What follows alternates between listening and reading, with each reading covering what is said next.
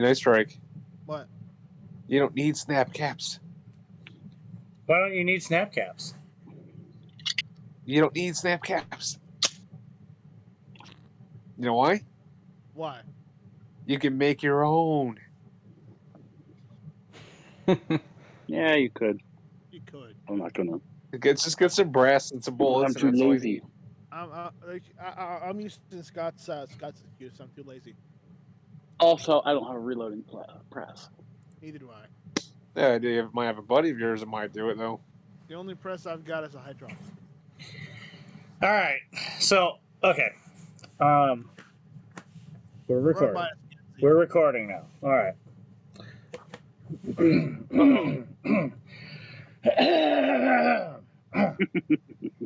Get it all out. Get it all Yep. out. Hey, armed. How do you really feel? Armed. Ah, crap. You can't be here. Yeah, you can't be here. Okay. How are you staying? Get the monkey in here. Question is, where's my J? Then he can't club. say he's monkeying around. That's it. Commie strike. Shush. Good evening. Strike. Good evening, children. Good evening, Zeke. So, all right. Here's the dealio. So, I'm looking into this failure bullshit going on with. Hang on, let me start over.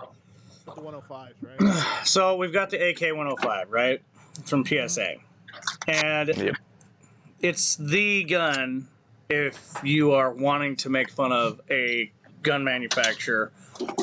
It's the one right now which everybody wants to make fun of and say, oh, this is the junk one, this one's junk. It's like, okay, whatever. So, yeah, PSA does have their fair share of problems. I'm not a fan of PSA. The only real thing I've got of PSAs is furniture, and I do have a few barrel components. Beyond that, I'm not entirely positive what to think about any of what is going on with Palmetto State Armory. Don't care, really, but when failures on AKs come up, I do want to kind of investigate them. And the reason why I want to investigate them is because, well, as you guys all know, I am one of those channels who wants to incorporate that into a method of teaching. You know, it's like if I can find a glimmer of hope that I can educate somebody else, maybe they're building, maybe it's their first time building, you know, and I can help them with a failure, you know, and give them advice, kind of steer them in the right direction.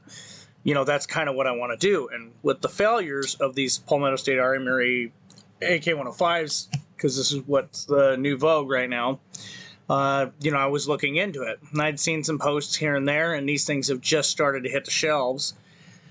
So, you know, I'm wanting to figure out what's going on. And everything that I had seen so far, up to the point where, you know, last week we were looking at a series of videos.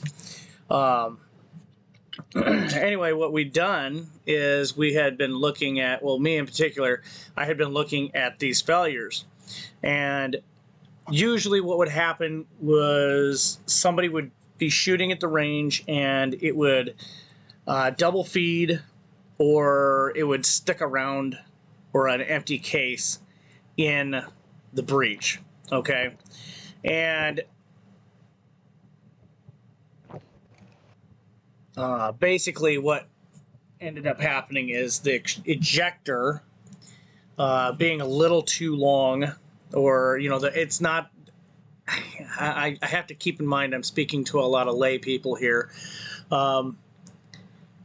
It wasn't the right shape. Basically, it was too long and it was sitting a little too high. So basically what ends up happening is it decides, you know what, I'm going to jam the rifle, or I'm going to kick the case so hard that it's going to basically do a 360 inside the gun rather than get kicked out of the chamber and out of the gun.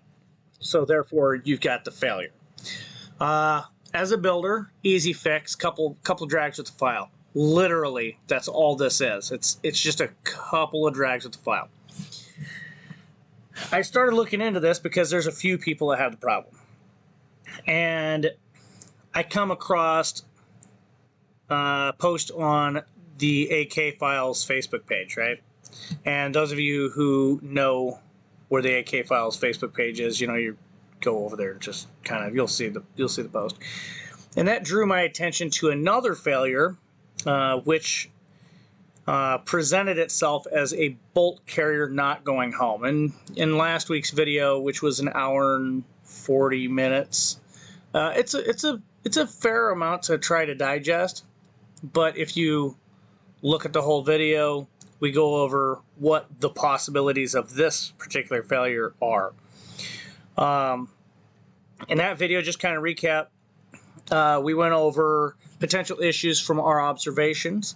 We went over, could it be a mag issue? Could it be something with the trunnion and bolt carrier interface? Not bolt carrier, but the trunnion and the bolt interface. Maybe the lugs weren't tuned properly. You know, we kind of looked at all those avenues. Was it the magazine that was causing the issue?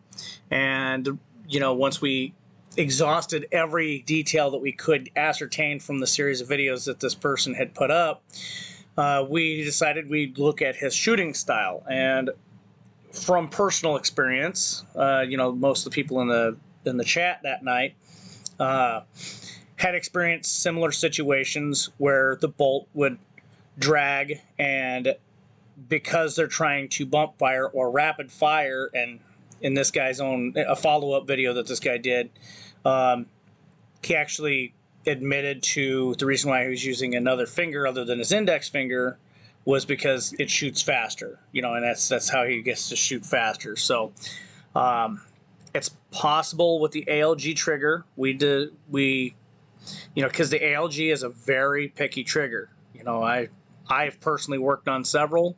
Most of the guys in the viewing audience and in the Discord server here have worked on them. Most of us are builders, so, you know, that's where our backgrounds come from. So we know what the failures are. The only thing we couldn't ascertain was for sure the ejector, because we never saw the ejector. We never saw the rails at all. All we saw was the back end of the bolt carrier. So anyway, I was talking to PSA, and I was, you know, addressing the concerns that people have. And I was talking to them about a couple of the videos that I'd seen and a couple of the posts I'd seen. They were very helpful, and they had expressed, because the heat treat process with the more, now, this isn't an excuse, okay? The rifle should go out the door 100% functional, right? They use a Morrissey receiver, okay? And in past videos, I've called Morrissey and Notic Spud shelf parts.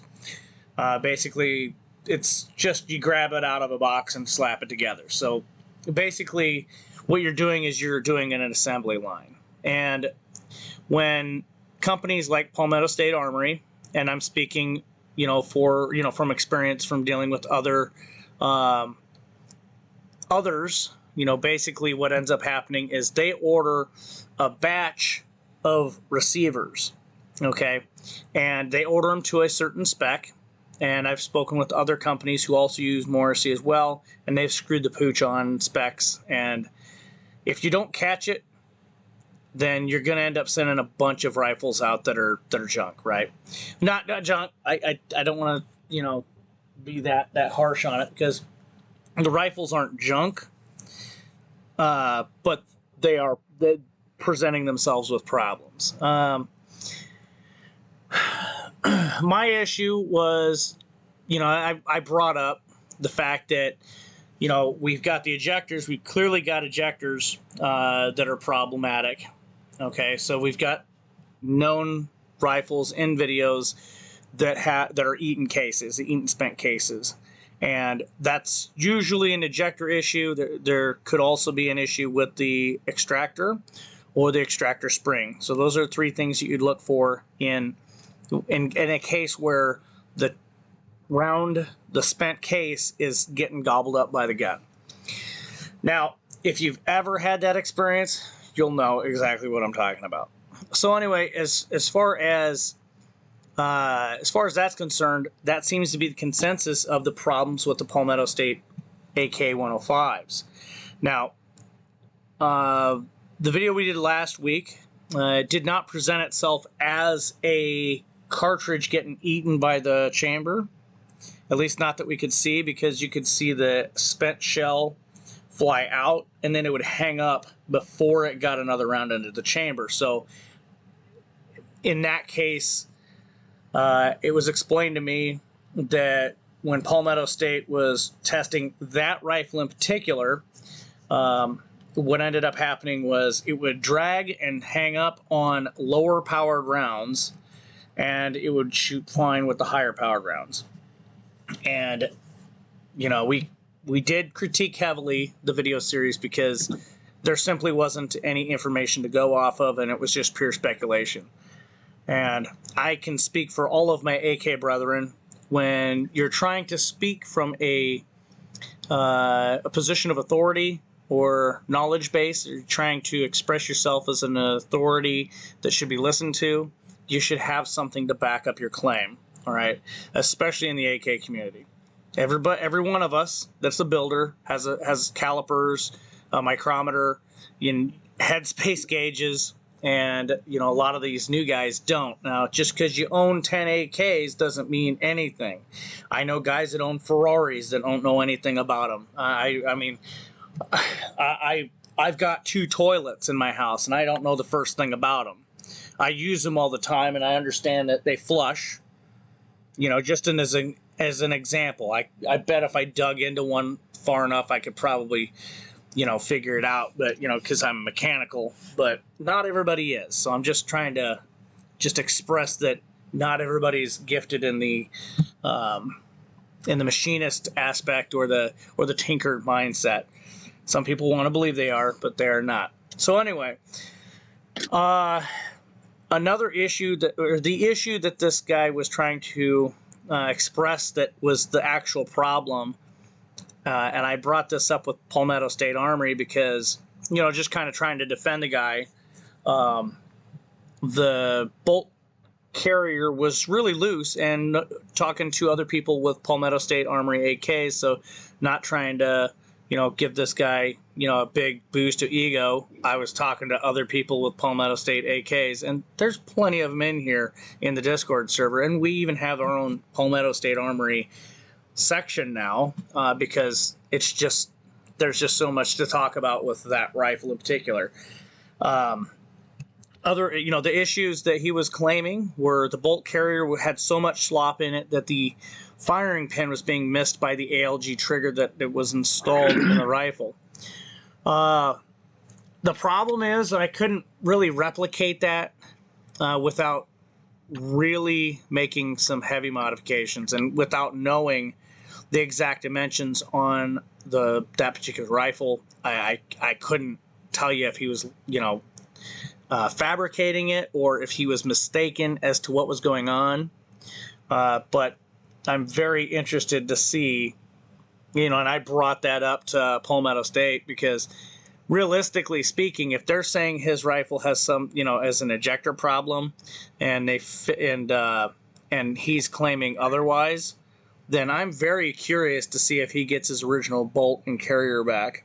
And if he does, then I would love to see his failure reproduced, because as it sits, the tools I have at my disposal, I cannot recreate it, even though I have a junk bolt carrier that I have modified to the point where it should do it if it was going to do it, but I can't get it to reproduce without tearing up the receiver, because there's just not enough wiggle room back and forth. But anyway, that being said, there's a lot of variables. There's a lot of things that can happen.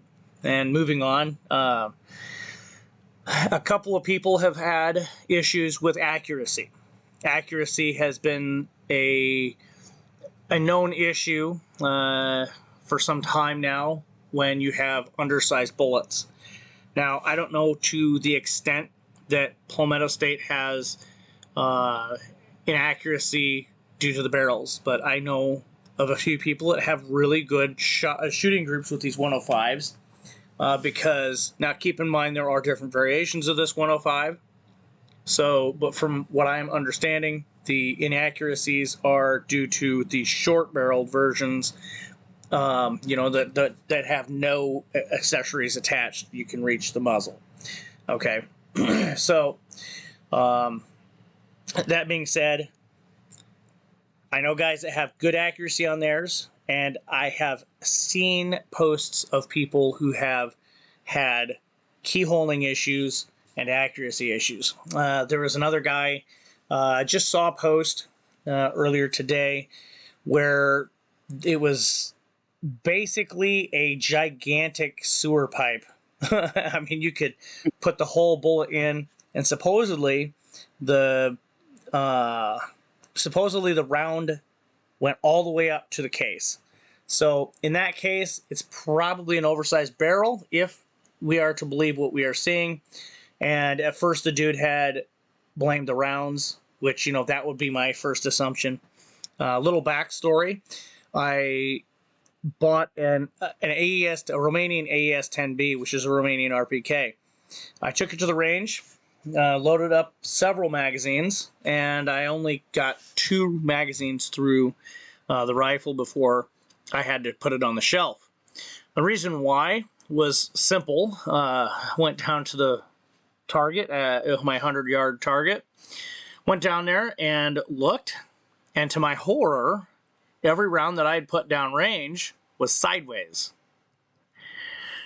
Now, after my heart failure, I was able to get back up off the ground and go back to my rifle, and I decided, okay, I'm just going to put another target, I put another target up while I was down there, and then I walked back to my rifle and put another magazine in.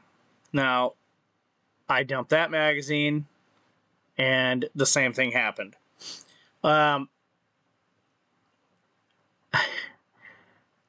Had I put the ammunition into one of my other AKs, I would have noticed the problem right away, and that was undersized bullets. Evidently, at that point in time, and it was a known issue, Wolf had a bunch of undersized bullets. And it was very odd because, there was enough slop where the bullet couldn't stabilize when it was going down the barrel. And that being said, it keyholed. It's very interesting seeing the target of your brand new rifle that had never been fired keyholing, and you know that the barrel is an expensive barrel to replace if you are going to replace the barrel, because you're not going to get a Romanian barrel, you're going to get an American barrel because nobody's got a Romanian RPK barrel laying around.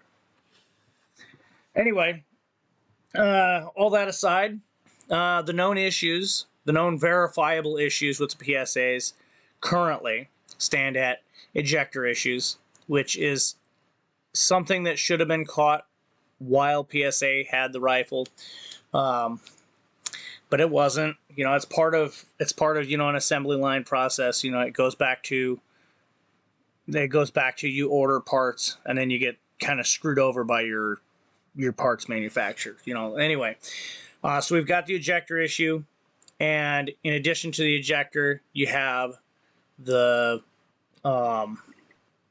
barrel issue, and you have a potential issue because the bolt carriers from what I have observed, and others in this Discord server here from other owners of the 105, the bolt carriers are a little on the loose side. Now, whether they're out of spec, I can't tell you. A lot of them measure within a few thousandths of what mine do. My sloppiest AKs.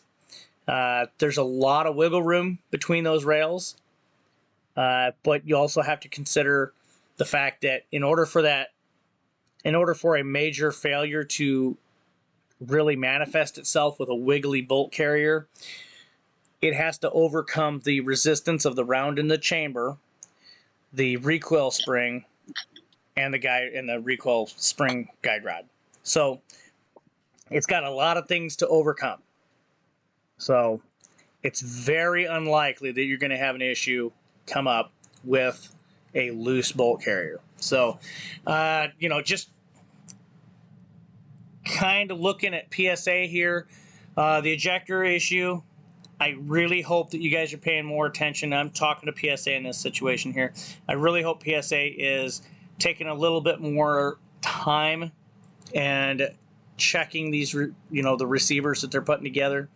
A really good way to check these things is without the trigger group in, the fire control group, put the bolt and carrier in the rifle.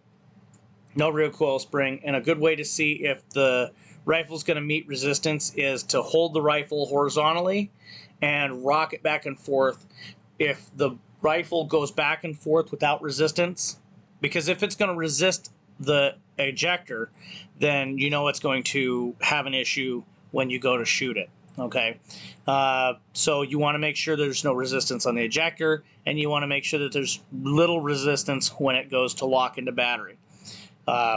When you guys are looking at failures, and this is addressed to owners or anybody with an AK. When you guys are looking at failures, make sure you take notes. All right. If you have a camera, great. If you're taking pictures, great, awesome. Take note of the chamber position. If the bolt carrier is not home, figure out what's wrong with it. Look it over before you take it. Before you clear it, look and see where the hammer's at. Because if the bolt carrier is open and the bolt is not home, then the hammer being forward, it's not going to hurt anything. Just rock it to the side, look into the dust cover, and see if the hammer's forward, if the hammer's released from the trigger. Don't try to pull the trigger, but just kind of look in there. You'll be able to see it. If it's pulled, if it's forward, then you know that, you pulled the trigger and it's either hung up on something there, or it may be your shooting technique, and it is what it is. If we had that auto sear, we would not have the problem with the semi-automatic AK that we do, But anyway, Palmetto State Armory, I really want you guys to be paying more attention. As far as the barrels are concerned, there's really nothing you can do about the barrels. It's entirely likely that we have a Polish Tontal situation with those, where the Polish Tontals had 5.56 barrels and they were chambered in 5.45 and inadvertently put on the Tontals from Century's build days back in the past. I've been looking for one of them. Every time one of them comes up, I just barely miss it. That being said, it could be a situation like that. It is what it is, but whoever they're getting their barrels from, whether they're made in-house, I've heard stories that they are made in-house, and if that's the case, then they need to be, slugging those bores before they, send them out. I'm not saying do every single one of them, but, and it's impractical to do every single one of them, because the fact of the matter is, whoever puts them in the pile, because a barrel starts out as a blank. So, yeah, it is what it is. But what's concerning about the barrel issue and the potentiality for the barrel to actually be an issue. Give me a second, I'm repositioning myself here. The problem there that I have is you run into an issue where the rifle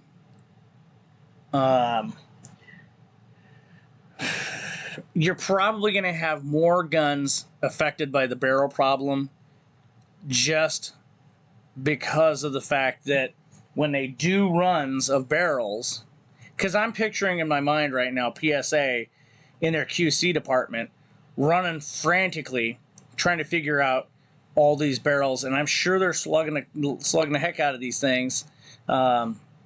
and trying to figure out if they're oversized or not. You know, whether or not this is a real issue, I don't know.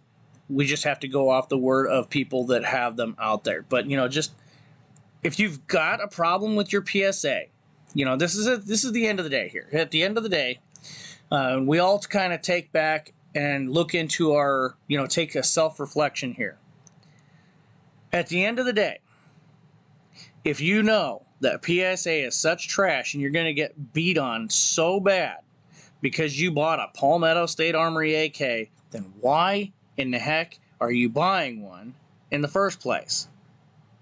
That being said, when you do buy one and you knew better, then why are you bashing them on the internet?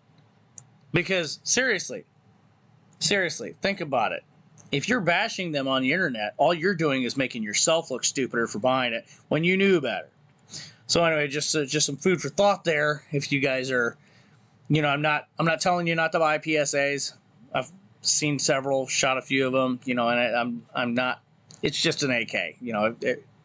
The ones I've experienced work. They just don't impress me. It's just an AK. And no offense, PSA, because I'm sure you're probably watching this or listening to this. It's nothing against you guys. You know, I think you guys are doing a good job of what you are doing good at. And, you know, I do think that things need to be improved. Yeah. Anyway, that being said, I think I've done enough rambling here. I've been rambling for about 20 minutes now. So I'm going to open the floor up. If somebody wants to hop into the discussion here, you're more than welcome to.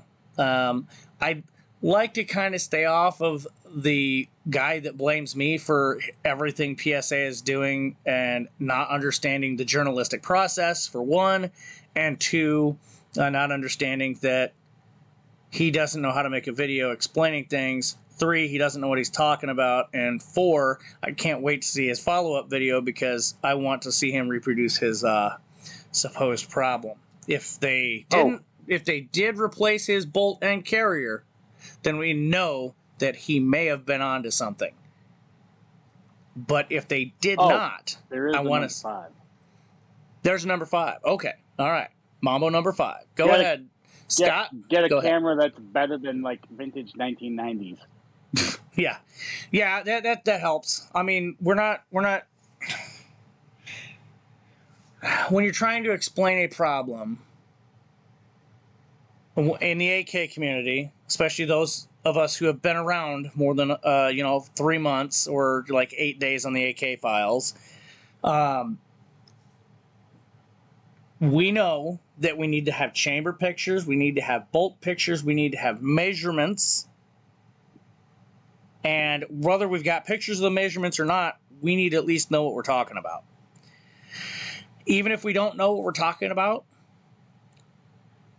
people that do know what we're talking about will understand that we don't know what we're talking about, but they can gather enough information from what we're saying that, you know, they can figure out what we're talking about. You know what I'm saying? It's not Sanskrit. I mean, we're not looking at found footage of Bigfoot, you know, and that's what I felt like we were watching. That being said, everybody else's videos on the problem was substantially better. So, anyway, I'm going to kind of be quiet here for a little bit. You guys can talk amongst yourselves about the problems or experiences you have had that are similar to these issues here and what you did to fix it. And, you know, here in a bit, I'll hop in and we'll discuss the possible fixes if it's your build.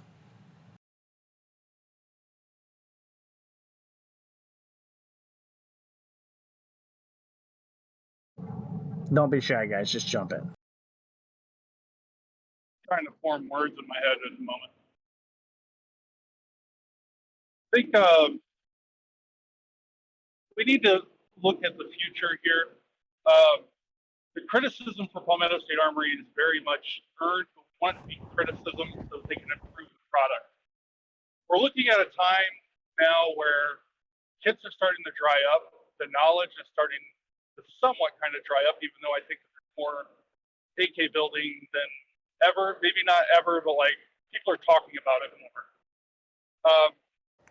As prices go up and imports come in less and less and less, and along with the quality of these imports starting to go down the hill, we need to establish a good American AK. And it's just for the survival of the platform more than anything. So the criticism is needed so that we can get a good product out there. Palmetto State Armory has potential. They have the potential to make a fantastic rifle. They just need a little bit of the criticism. They're coming from the AR-15, which is just leaps and bounds different from what they're trying to do now. Yeah. Well, let me jump in here for just a second. I agree with the criticism. I don't agree with the agenda-based criticism. If you guys can follow me on that, or if you guys are following what I'm laying down here, and basically what I see a lot of is people don't like toolcraft, or they like toolcraft but they don't like them being in AKs. I've heard that criticisms in the gagglings and the AR forums and stuff like that. Just amongst people in themselves, right? And people are so slighted that an AR manufacturer is making AKs. Now, if you're going to complain about a company, okay, there's a difference between complaining just because you don't like a company and complaining because you have an issue. And a lot of these guys are having issues, and I am helping them out. And I'm not saying that PSAs has a hard time with things, but just like any other company, I did the same thing with IO, and I did the same thing with Riley Defense. I'm not above, well, and to an extent, Century Arms too, but that's a conversation for another day. Basically, what I'm saying is legitimate criticism is what is needed. I mean, we can't make wine unless we know what the customer wants. And if the customer doesn't know what they want, or all they know is they don't want what you're selling, then that's not a legitimate complaint. So just kind of throwing that out there to people out there that are on website. I'm not defending PSA. I could care less. I like their accessories and stuff. I don't even have I don't have a PSA AR. I don't have a PSA rifle. Other than talking with them a few times and having to deal with their customer service once, that's the only things I've ever had. And I'm pleased on my end. And from what I am seeing interaction based for others, it's just people complaining because they want to complain, because that's what people want to see. You don't need showmanship. Just get the job done. Go ahead, guys. I think it's because people become so accustomed to doing that, though, not just necessarily because it's PSA, but this market for so long has gone without any semblance of a decent American-made Kalashnikov rifle. I mean, we're still obviously heavily leaning on imports, but those can be gone by tomorrow, like realistically speaking. And there kind of needs to be a little bit more discernment on, seeing a company that's actually trying to improve their product versus ones that they're just trying to get a product out. I'm not going to name the specific ones, obviously, but I can recognize when a company is actually trying to put some effort in. Yeah, that's as far as the imports. Yeah, that's all that is an executive order. That, and that's gone. The thing that I think is really affecting this is a lot of the new guys coming in. They hear the keywords that our community griped about back in the day. People that are OGs. I'm not an OG, but I've been in the game long enough to remember when washers were coming in and SARS and stuff like that. So I've been around for a while. I've been building for a long time. That being said, the reason I started building is because the washers and all this stuff were coming in were junk. The Chinese AKs, don't know how they became the holy grail of AKs, but they did. But when they were being sold, they were garbage. They were a hot mess. And people try saying, oh, well, this generation was better than this generation. No. Across the board, Chinese AKs usually were junk. And the reason why people still have the mint condition, usually because they've never been fired and haven't had a chance to grenade their bolt. And, it is what it is. That being said, we have had a bad sour taste in our mouths because of American manufacturers, and namely IO Inc., Century Arms. Century Arms started out with the Raz. As far as the Raz is concerned, they've moved on, and now the Visca, which is a superior gun in leaps and bounds to the Raz. And now they're moving on again to a Bulge Trunnion AK, which I don't know anything about. I haven't handled it, so I can't speak to its reliability or what have you. But there's a lot of people that want mint condition, shiny, super awesome AKs, and that's not a thing. And a lot of these guys coming in are like that, whereas all of us that are, from the old guard, we are very much understanding an AK as a tool, not a toy. And these guys want range toys. And AKs are range toys. Yes, they can be range toys, but they're also not the prettiest gun. There aren't very many of them that are pretty. Anyway, Don't expect them to be sloppy, and we do. Yeah. And, to be completely frank, there are some AKs that are super tight. I've got a couple of them. Yep. I've built several of them that are like super tight. They run they're smooth as glass. I've got stamp receiver AKs that I've built that, the bolt carrier doesn't wiggle at all. And it's, just as solid and sturdy as a milled receiver, not in the flexibility, you know what I mean, with the action sliding back and forth. It's just as sturdy as what you would expect to find in a milled receiver. And, you can build them tight, but they're not usually tight. So, anyway, guys, your turn. I like to speak on this. As far as when the AKs were getting more known out there, it was a foreign rifle. Let's be honest. It was coming from different countries, different origins, different backgrounds. We were mostly big in the AR platform. How long? Since even before the 70s, 80s. But the point is, as far as the world of the AK, most of AR platform users are transitioning to the AK because they really don't know anything about it.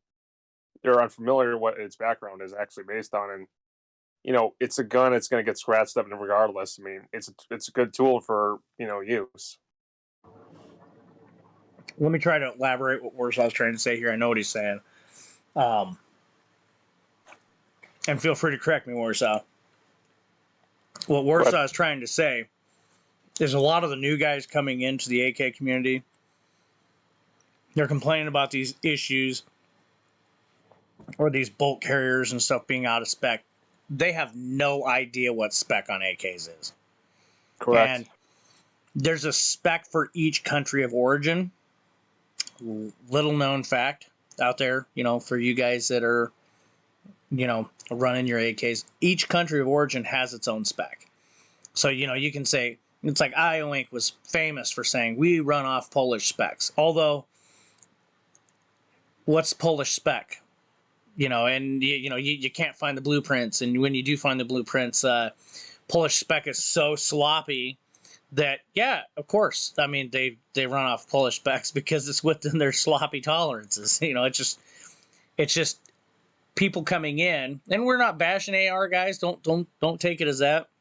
But what is basically happening here is people are coming in and they're getting upset about things that aren't on issues. It's the AK isn't meant to be a straight rifle. It's not. I mean, it doesn't have to be a straight rifle to work great. And that's something that a lot of people don't realize. Anyway, somebody else want to chime in here? We do have a 105 owner in here, but he's gonna.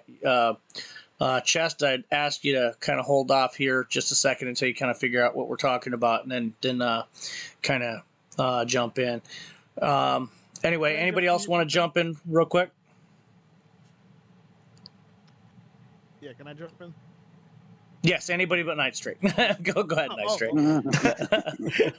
I'm going to look at this from a gunsmithing perspective. Okay, from those videos that that guy was he was blaming you for PSA stuff. Didn't you say he was using tape on like a spent casing instead of using proper no-go field gauges? In one of his comments, I don't know where the heck it went. I think he got knocked on enough that he deleted it, or it was in response to somebody else. Okay. He basically said he used the tape method. So I'm going to put this out there, from a gunsmithing perspective. Okay, tape on a spent casing is a very, very poor freaking substitute for actual no-go gauges. Period. Go or no-go gauges. Doesn't matter which.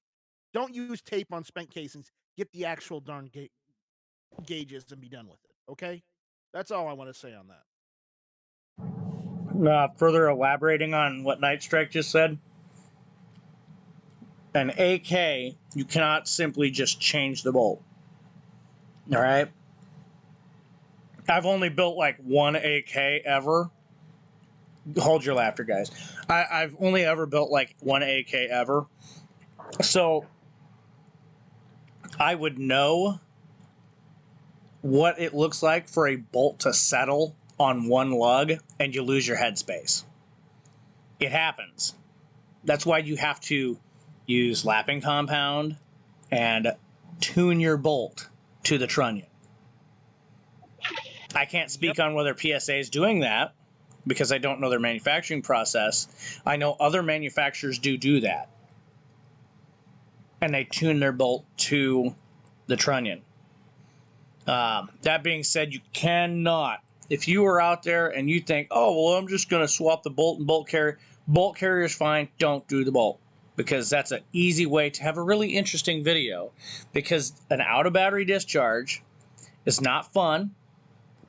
It can take fingers off. And not only that, but it could lock into battery and the case would rupture. I've seen that happen. And you eat the dust cover because it always blows the dust cover off. And right into the shooter's face.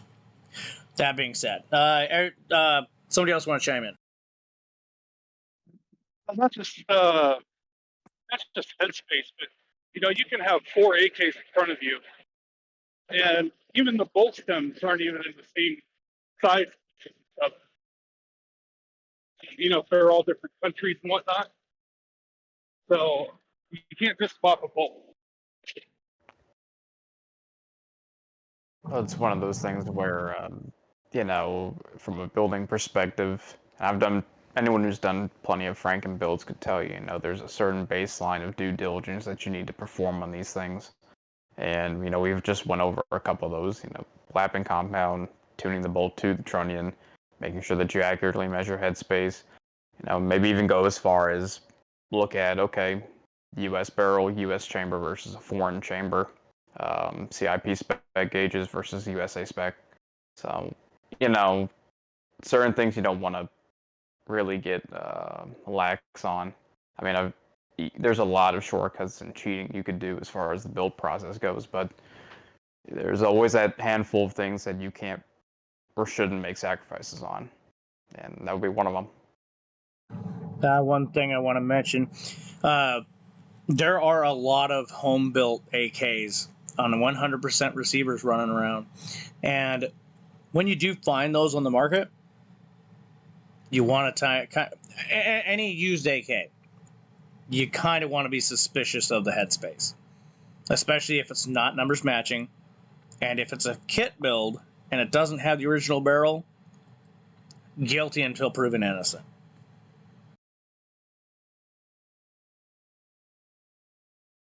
All right, so Arm, do you want to chime in? Ninja, do you want to chime in? One of you guys?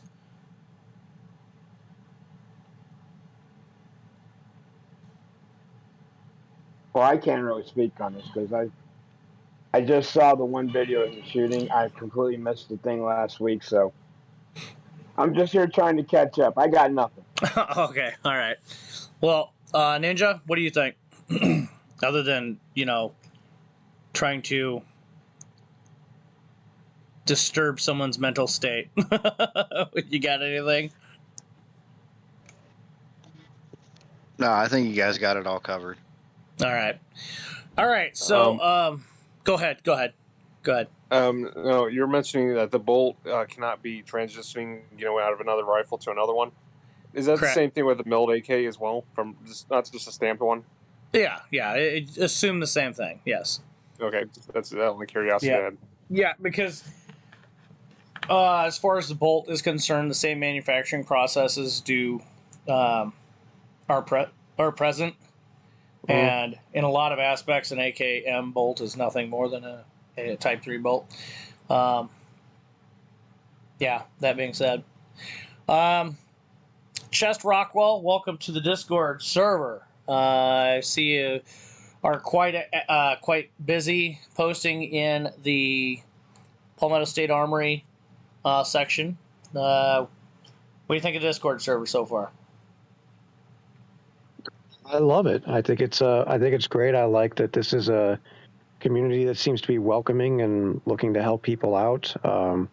I have ordered my 105. I haven't received it yet. It hasn't shipped yet, so I'm just kind of here to listen and learn. I'm looking forward to checking mine out when it comes in. Hopefully, I won't have any issues. But if I have any issues, I've got a rough outline of how I'll document them and share them with the group. Yeah, just best way to film is find the oldest cell phone you can find. That's definitely check that box right there, and then be about 40 feet away from the actual rifle when you're shooting. You want to make sure that when the film is zoomed in on enough, it just is so grainy you can't see what's going on.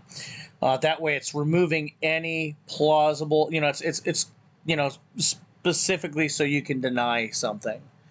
I was planning on using as much digital zoom as possible. Digital zoom. I didn't even mention that, but yes, that's also good. If you're on top of a mountain. No, and I do actually have I've got a GoPro that does 4K 120, so I was going to do like some slow-mo footage to try to see if that was helpful. Granted, that said, hopefully I have no issues, but if I do have any issues, then that's my plan, is to try to get some really detailed footage of it. Yeah. Just a quick question. If your gun had a problem and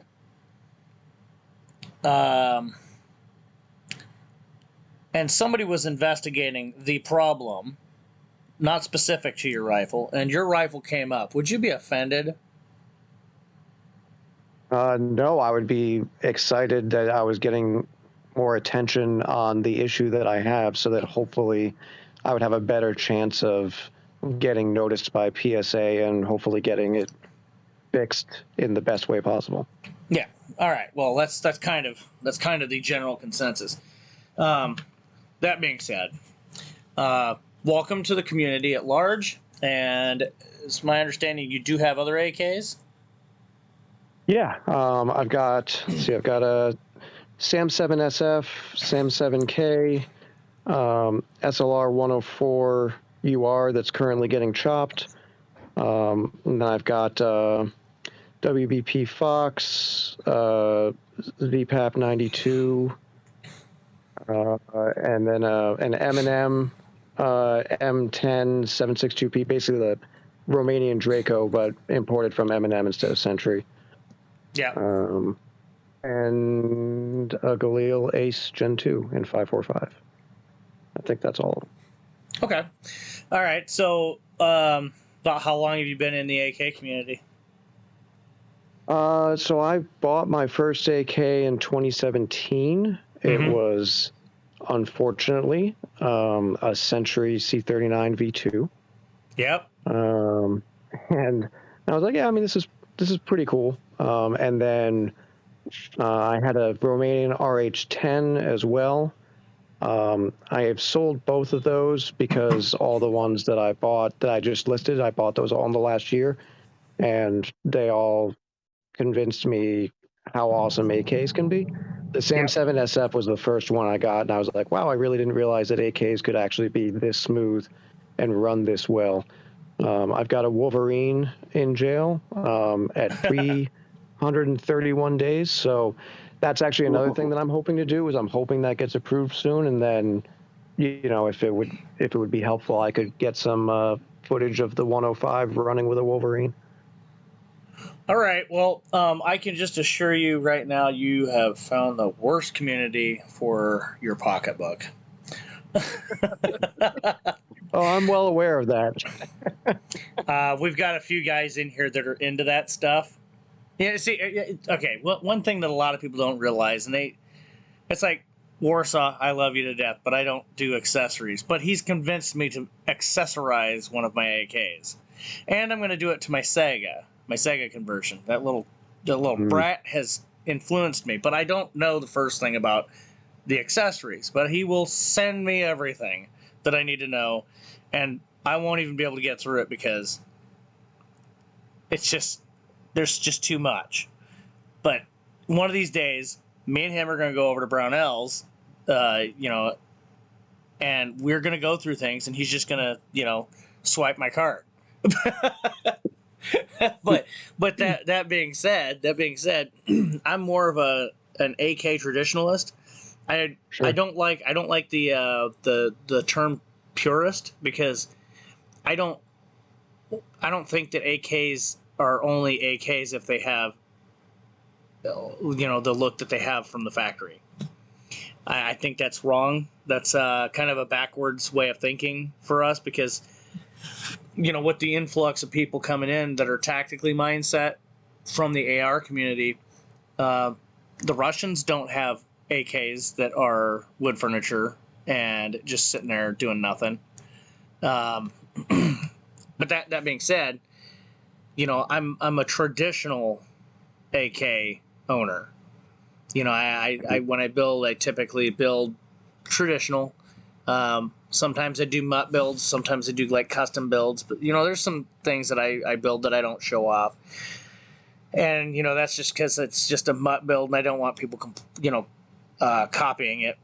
And not that I don't want them copying it, just there's a lot of things that I do. It's like tuning headspace and stuff. I don't really show that stuff simply because a lot of the way that I do it, it's easy to not see something and end up hurting yourself. So, I don't really go into it in too much detail. It's like the lapping compound.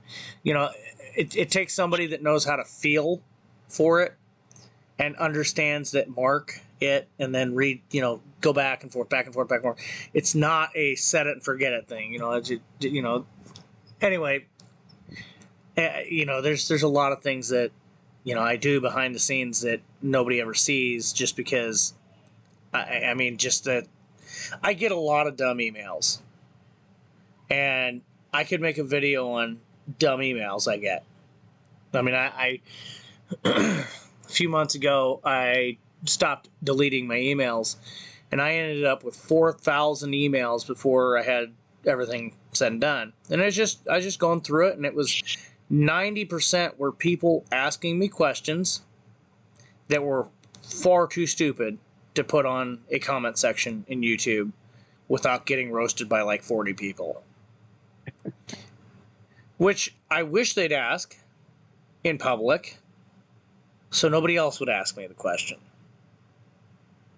And some people send me pictures of, hey man, I'm kind of in a tight spot, And some of them I don't even know if they're trolling me because the way that they have fucked up their rifle is just so bizarre that it just is. I don't know. I'm speechless even thinking about it. But anyway, that being said, you're in the right community if you're wanting to discuss the things that you're talking about.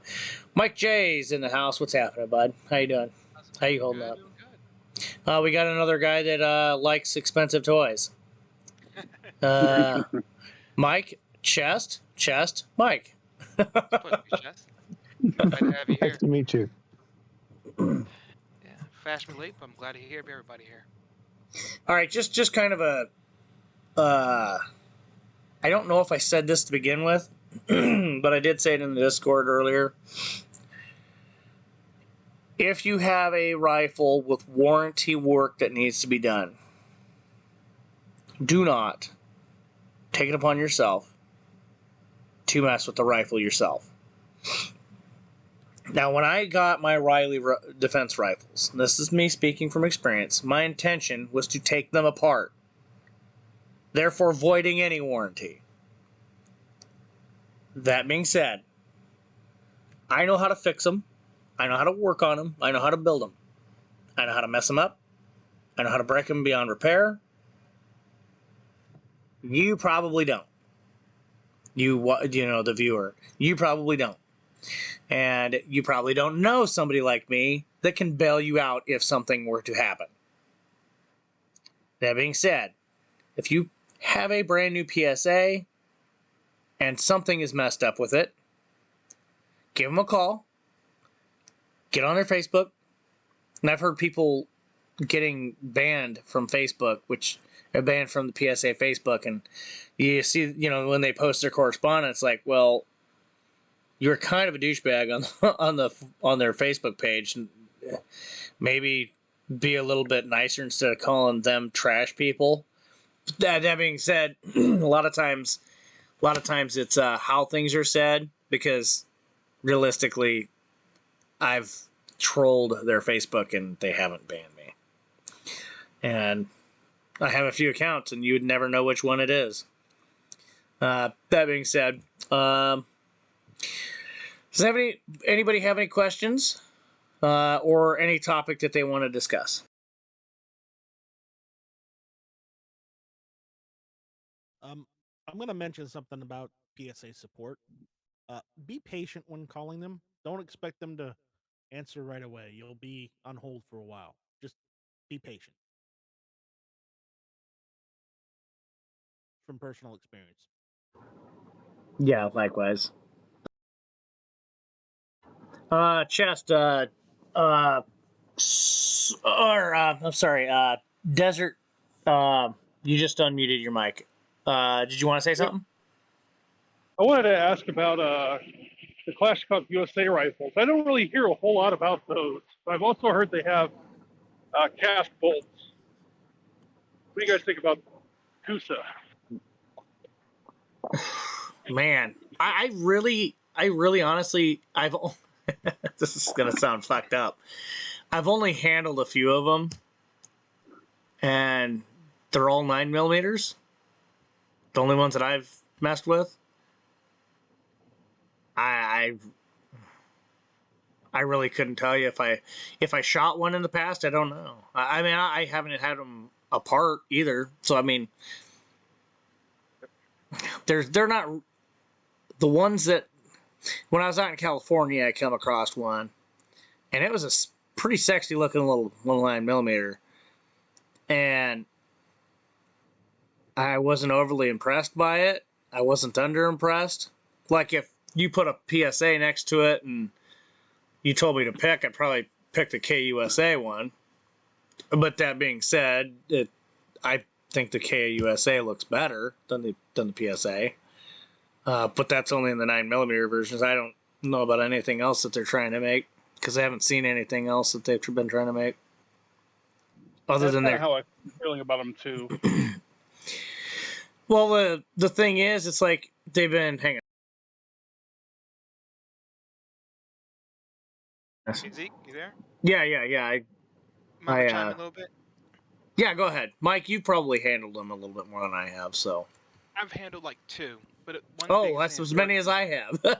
yeah, yeah. The one thing we always go back on is everybody's like, "Oh, Cass is not good," and we have IO and a few of the bad actors in the community of building and making. But a lot of the parts that started out back in the day with the Russians was Cass. And the thing is, when Cass is done right, it'll last you. A lot of these Tula, Izzy kits have Cass parts in them.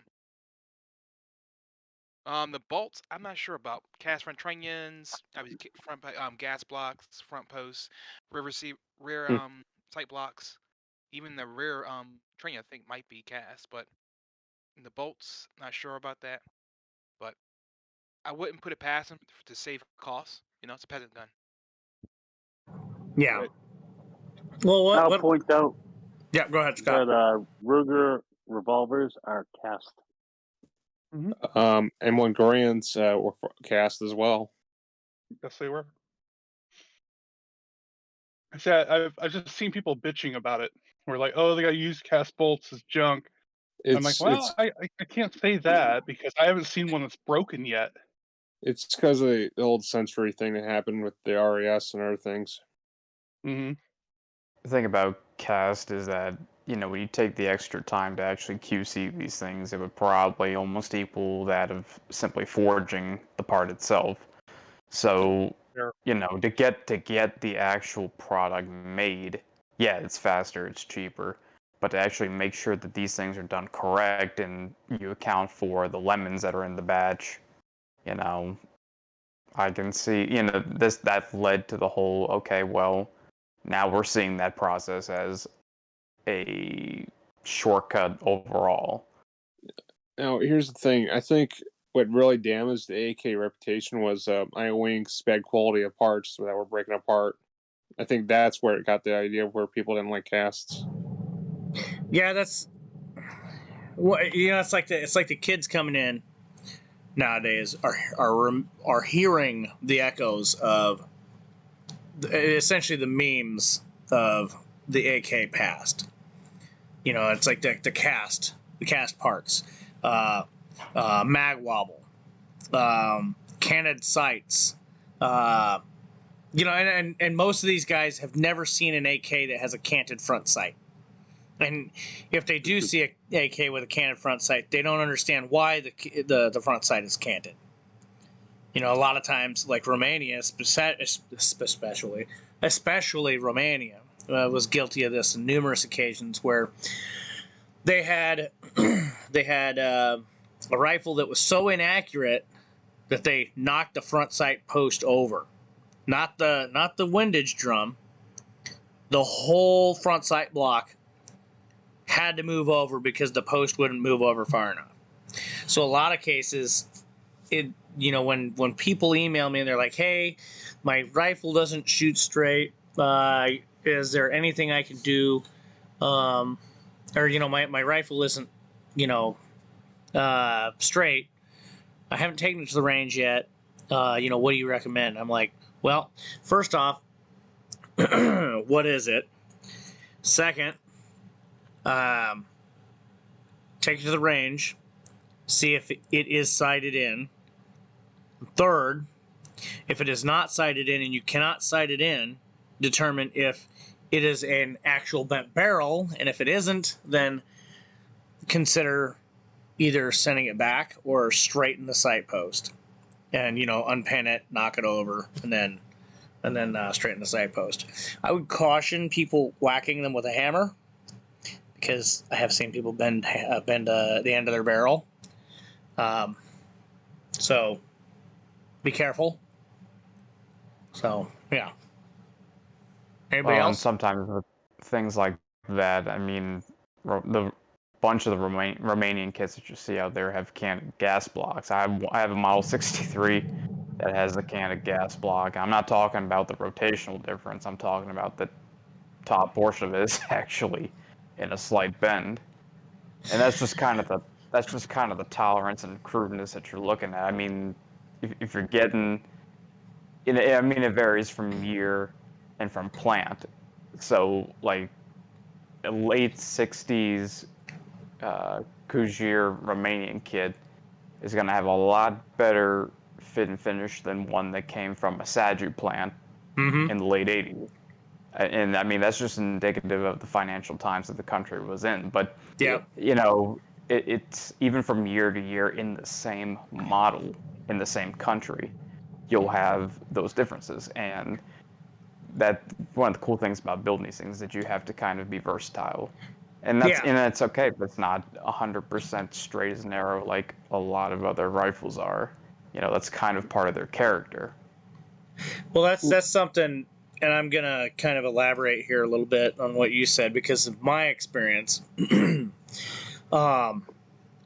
reference to gas blocks, there have been occasions where I have had to build for function, not aesthetics.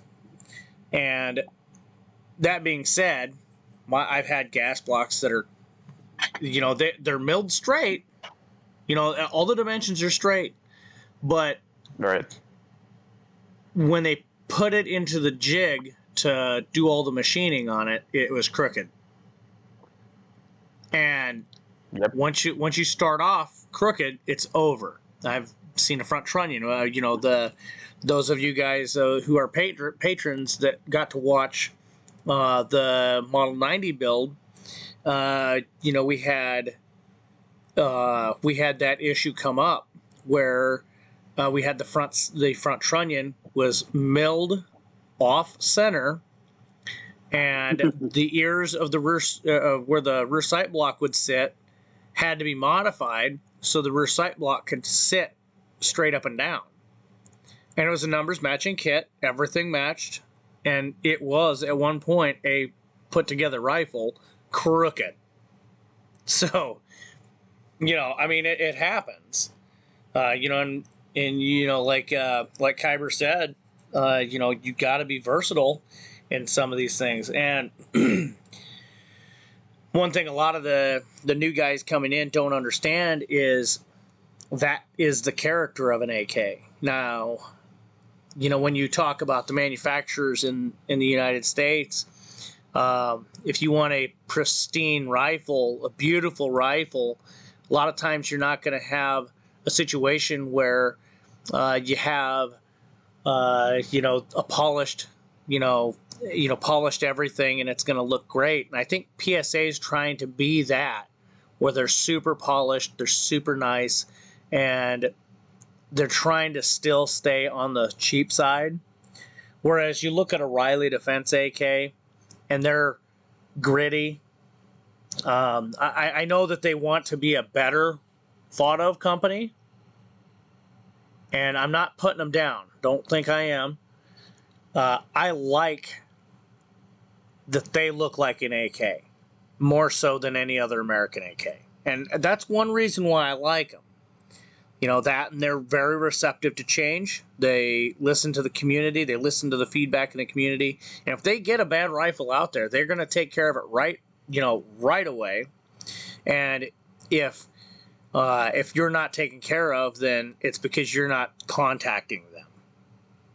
And I will go to bat 100% of the time that if somebody has a problem with them and they aren't getting taken care of, they're probably the problem, not Riley. That being said, you know, that they've got great customers. But anyway, I'm just, you know, they're gritty. They're not polished. You know, they're an AK. If I mean, you guys smell what I'm cooking there, but you know, and people don't understand. You got the Bulgarian AKs. They're gritty. They're the Russian Sagas and the Vepers. They're gritty. There aren't any pretty AKs. You know, and the American AK owner wants a pretty polished AK. Then they want to put Zenico rails on it and, you know, make it look all tactical. But they still want a pretty AK. And that's kind of where PSA is trying to go in. I see Sentry trying to knock into that territory. I don't know if they're going to, but as far as that's concerned, I mean, it just is what it is. I mean, I don't know. What's happening, pal? On behalf of my AK-74, I must say you're full of shit. We're recording. Recording. My AK Pal, is so beautiful. Language, fail. pal, recording. Anyway, go ahead. I don't care. They need to know this. My AK is so beautiful. You're well, and that's something, talking about your 74 there, pal. I feel very pale when I hold it. Well, it's beautiful now. Yes, I feel so masculine. You guys remember when I was talking about matching your bolt to the trunnion? Mm-hmm. Yeah, I remember that. Pale Horse has an AK-74 that had to have its matching bolt. Pale, it was a matching bolt, wasn't it? Matching bolt and trunnion? Hale, your mic's muted. He's probably going on. Okay, there he Sorry, is. I'm at work and someone was talking to me. Anyway, what's up? Your 74 had numbers matching bolt and trunnion, right? I think it did, but it was still poorly put together. Okay, all right. Let me tell you guys a story, all right? So Pale's got this M74, right? And this sucker has a messed up chamber, right? And it's essentially a numbers matching parts kit that was built into a Century M74, which was when the Bulgarian rifle kits were coming in, Century was building them up into finished rifles. A lot of them looked really good, but they had receiver issues where the bolt carrier would pop out of the rear of the receiver, a lot like IO Ink. So a lot of people think that a lot of IO Ink's problems are only IO Ink's problems, which is great because that's not the case. It's very common to see the issues, but but anyway, numbers matching bolt, numbers matching trunnion. Century put this thing together, head spaced it to this bolt and trunnion. And I don't know how many rounds Pale had put through it, and I don't know how many rounds Bulgaria put through it. But only one lug was contacting the trunnion. So every time that sucker discharged around, it was walking back headspace. So from the factory, the bolt wasn't even tuned. I'm like, you're gonna need some lapping compound there, bud. Just spend about an hour on her. But yeah, no, that's a tale from the crypt there. If you wanna, yeah, but yeah. So it's not just an American issue. It's foreign manufacturers do the same stupid stuff. Anyway, go ahead, Warsaw. I mean, I was going to ask, is it okay if we talked about our origin of like how we actually got introduced to the AK platform? Well, I can make it short and brief. Yeah. You know what? I'll tell you what. Everybody can. Yeah. I think Chess kind of introduced himself, so unless he wants to add to his AK origin story, yeah. Let's go around the table, armed, and then we'll just kind of circle back and forth, or we'll just go down the list. So, armed, if you want to start us out, and then we'll end with me. What am I supposed to say? When you start out, are we done? No. What Warsaw wants to know, what's everybody's origin story?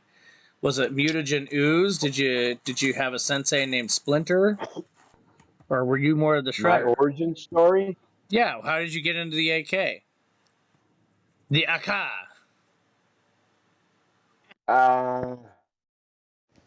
That's a good question. How did I get into this degenerate lifestyle? I don't know. I screwed up and started watching videos on YouTube. That's how I got into it. And then I ended up watching your channel. And that's how I ended up in here. Sure wasn't a Like, I'm chimpanzee an idiot, getting an okay? AK. When I could have been buying Chinese AKs for like, under $200, I was like, I'll never own pieces of crap. No, I waited 30 years to get into it when everything was too expensive. That's my origin story, and I'm sticking to it. Next. All right, Chess, do you want to elaborate on yours? Yeah, I mean, I grew up watching action movies, some '80s action movies as well. So a lot of my love of firearms, and then playing video games, of course. So a lot of my love of firearms has been tactically based. But you were talking earlier about being more of a traditionalist. I've pretty much kept my collection almost half and half traditional, like wood and stuff like that, and then the other half is more tactically minded. Um, I do a lot of shooting, so I don't just collect. I'm very fortunate to have a lot of land, and so I've got a pretty good range set up with a few dozen steel targets, and so I mostly kind of run around and shoot like that and have fun. Well, I'm going to say so far you're the leader for most normal sounding story. Desert, can you beat him? Well, I've been sort of obsessed with the guns of our enemies my entire life, and coming of age, the old Soviet style weapons were always the cheaper option. So, 2006, I went to buy my first gun. I couldn't afford an AK; they were $300, and I couldn't swing that back then. So I bought an SKS, and that was $100, 120, something like that. And I waited until around 2009 to buy my first AK, and that was a Wasser. It was an underfolder, and I quickly learned that I hate underfolders. um, I love how they look. Don't get me wrong, and I have one, and I'm gonna still buy more underfolders. I love how they look, but as far as shooting the damn things, I can't stand the stock. Um, then I discovered AK-74s around that time, and I bought a Waffenwerks AK-74 as my first AK-74 at least.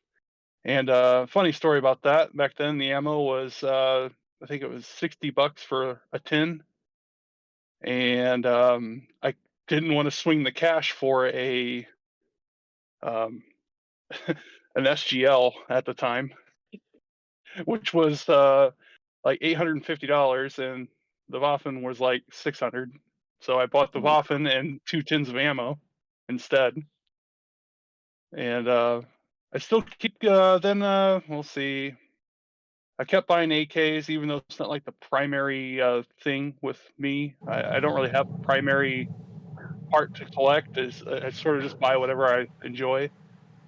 And around 2016, I started building guns on YouTube, and just kept going. And only in the last year or so, I started on building AKs. So a little bit different compared to what I was doing before, but they're actually fairly simple, pretty straightforward. At least the way I do it. I cheat, and I do headspace kits with 100% receivers, usually childers.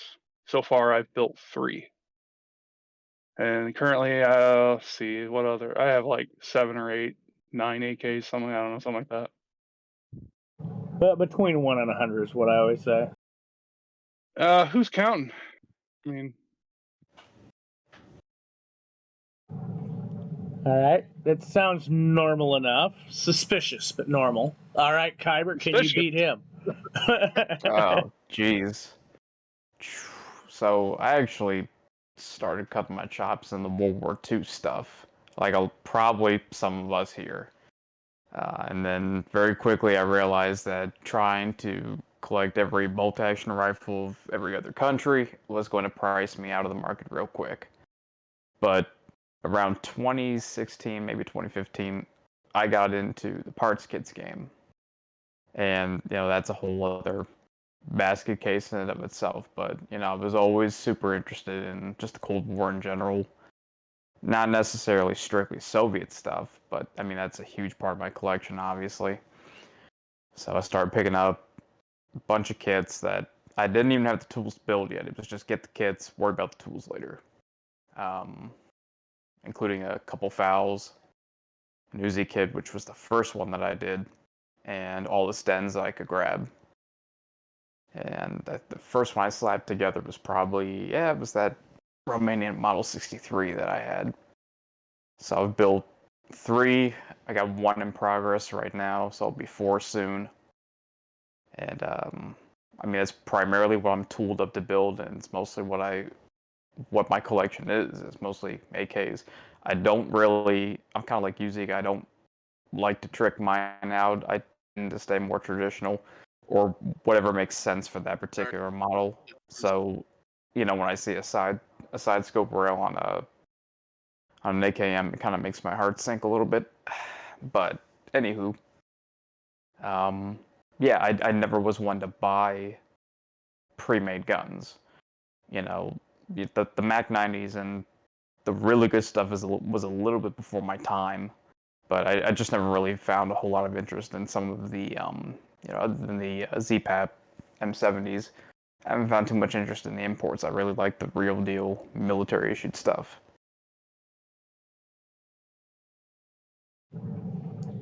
I can relate to a lot of what you said. When we get to myself, I'll show all y'all up. Anyway, Mike.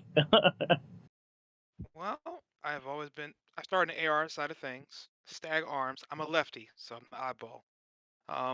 After that, time to serve. Fast forward 2012, Afghanistan. I got to get my actual eyeballs on a Afghan army. It was at one of their little posts. We stopped by on a Black Hawk. It was really dope. I'm like this. 21 years old, and lost in the sauce, but my NCOs let me through. And he had it decorated out with colors and everything. It was worn. It's probably older than me, and them guys were just comfortable with it.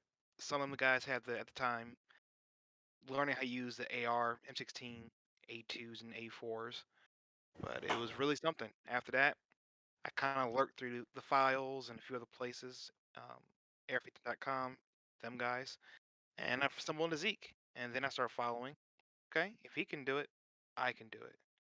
And what you have to lose? And so after that, followed. Got kits. My first build was a Headspace from Arms of America kit, and then I started doing headspacing. Had tools at hand to use, borrow, and right now I got fixed stock 47, side folder Bulgarian original parts kit, whole shunter folder, gave that away, it's a wedding gift, RPK, and yeah. But I got 4 others in the works. Romeo on the folder, another fixed stock, and 2 my version of a clone of a 102 and a 104. So that's about it for me. All right, Ninja, you wanna pipe in there? I got interested. I've always been lucky enough to be around like the old school veterans, old Korea guys talking, Vietnam era.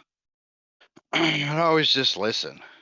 When you're around people like that, you just listen and suck all that knowledge in. And they've always said that they always loved a 30 caliber round. And what they seen AKs go through and do, some of them picked them up and was using that instead of their M16. And I just listen to them, and I like to knock down power, stopping power if you need it. And I don't like shiny. So Any old military surplus, that's right up my alley. That's about it for me. Night Strike, you want to chime in? What's there to tell? You had several just got- boating accidents over the years. I may have. This is true. Several boating accidents. You know, lost everything. Had to get it back. But no. You know, I got into guns. You know, I got back into guns several years ago, and you know, I wanted a cheap rifle or an inexpensive way to shoot other than 22. And I was looking at AKs, but I decided to get an SKS first, and you know, I got the shittiest one ever. So then I decided to go and get an AK, and one of my friends, you know, here on YouTube and just in a lot of the YouTube chats, Foos, he was selling one of his parts kit AKs he made, the MD65, and with the Childers receiver, and I bought that off him. I'm looking at possibly buying a GF3 from PSA if I can ever get the money together. But you know, I used a lot of the PSA AKs. I haven't used the 105 yet. You know, I've not had any experience with that one, but I've used the other ones. You know, I even got my hands on a 74 the other day. Those are nice. I really like those. But you know, once I got my AK, the you know, I started doing a lot of research and whatnot, and going not going ham like Warsaw with all the accessories, but just getting the bare minimum. Like mine didn't have a you know, a rail, so I went out and got a master mount. Which, if your AK doesn't have a rail, get a master mount to add the rail on, because that's your only option other than just, you know, going and adding it on the old fashioned way. Correction. Picatinny top cover. No, because those won't hold zero. Bullshit. Yeah, but again, personal opinion, obviously. But you know, I'm possibly looking at probably building AKs now that I have equipment to do so. So yeah, worst time ever to get into AK building. Awesome. So I hear that a lot. yeah, it's a trend, isn't it? It's starting to become a trend. Anyways, you know, I got tons of other guns too. I love, for those that haven't watched my YouTube channel, I do have one, Night Strike 1. I I talk a lot about SETME HK91s, G3 style rifles, because they, for all intents and purposes, they're all lumped into the same rifle. And I'm in the process of building one or two SETMEs at the moment. And then I'm going to go on to AKs. Well, you got to at that point.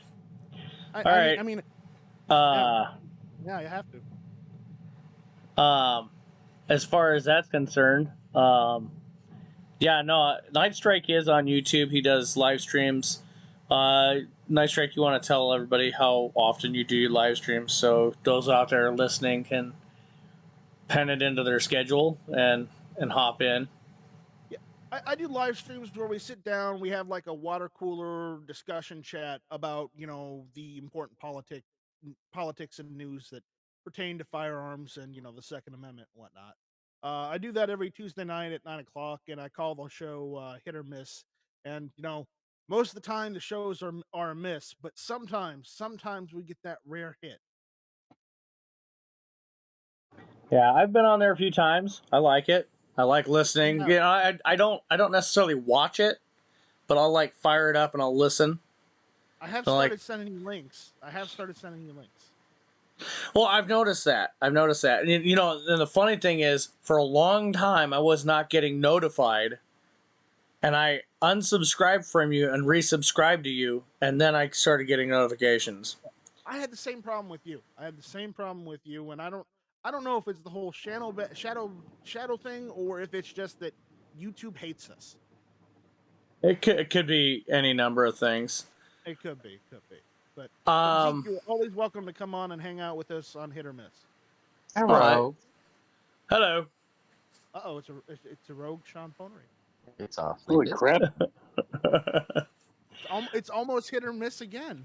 Almost. We're kind of going over how we got into AKs, or if you don't own an AK, how you got into firearms. Scott P79 is next, and then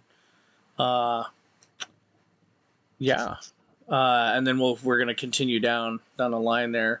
So if you want to contribute to that, you're more than welcome to. If not, and we are recording this for another like 20 minutes or so. So language. Yeah, so watch your language, and if you want to talk crap about somebody, wait for a minute. All right. Anyway, Scott, go ahead. So I'm kind of like old school. I like the older guns. So my draw was always that it was a wood and metal gun. And then I actually started handling them at gun shops. I was like, ooh, I like these more so than ARs. I actually have more AKs than ARs. I started out with your basic bitch NPAP that I paid, $450 for. It hadn't even been fired. Guy paid $900 and something for it. I picked it up for $450 used, quote unquote used. But I've been slowly upgrading my arsenal. So I started out with an MPAP, then I picked up a DDI. After that, I picked up an Arsenal 106 UR. That's a little fire breather, by the way.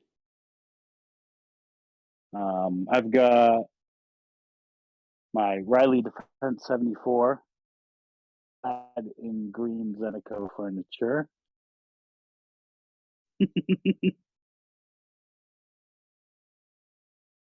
And I also have a 5.56 Pepper. I kind of like the oddball AKs. Go figure. Yeah, you do kind of. Yeah, like nothing there is what normal people buy. Or The vest have. is actually really nice. I mean, a lot of people have some of them things, and then they don't. Does that make sense? It doesn't. A lot of people don't have. They don't have all of those. They have one of them. That being said, Sean, you care to Sure. hop in? Yeah. I didn't get into this game until much later in life. I got held up growing up 3 times.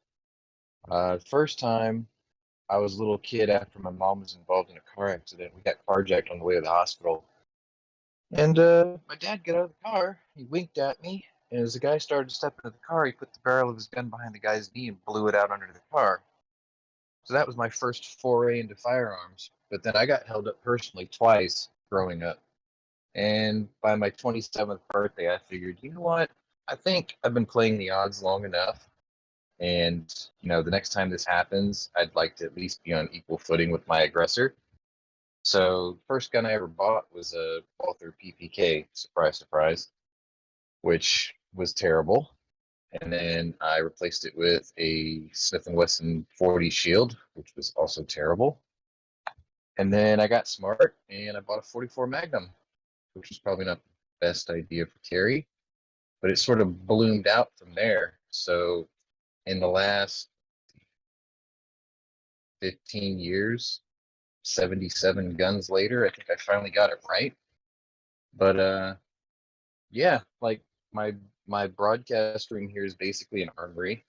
Post pictures of my milserv wall. I started with carry guns, and then I moved on to wheel guns because they were sort of a passion of mine.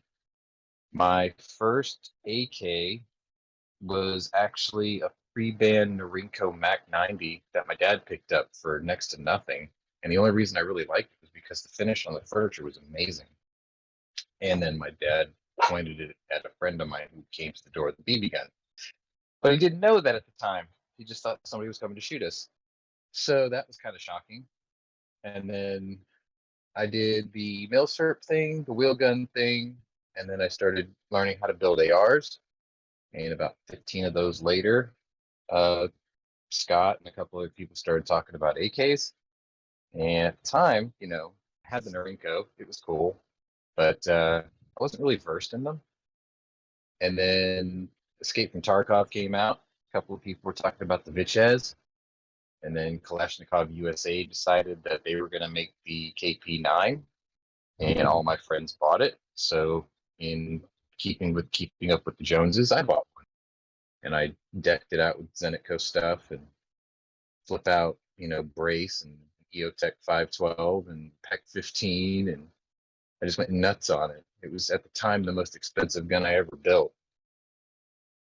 And then about a year later, after waiting for 3 years trying to get one over back orders, I finally got me what I call my Bin Laden rifle, which, you know, it looks like a crank, but it's actually just a PSA AKP, and with the nutmeg furniture. And I bought an OKP7 sight for it, which is still not here, and a couple of Fakeolite mags, and I'm pretty happy with it. I mean, I didn't really want to mess with that one too much, but that's kind of it, really. I mean, I could talk your ear off about milsurps because I'm sitting on about 50 of them, but other than that, basically 2 AKs, both American made, ashamedly. And I'm looking forward to getting a spiker, an RPK, and building out a DPM. So I'm not quite done yet. Okay, so Okay, a healthy collection there. Sergeant Malice, what got you into everything? What, AK building? Yeah, just AKs in general. You know, what led you to the money pit? Yeah.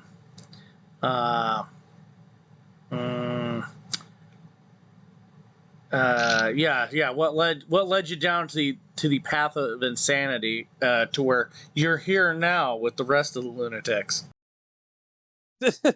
Well, it all started with my fantasy of how things what was the word? How things fascinate you, how things that doesn't jam. And I got a whole thing of the sanity of how AK doesn't get jammed with sand or mud or whatever. So I got my dad to bought me an AK.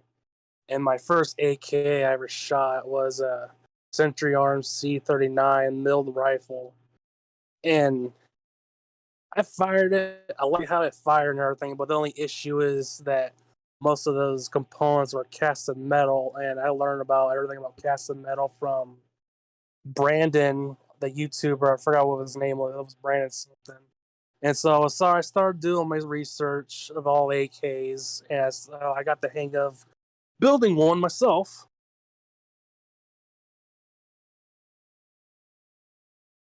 So how did are you referring to the build that you've been working on since you joined here?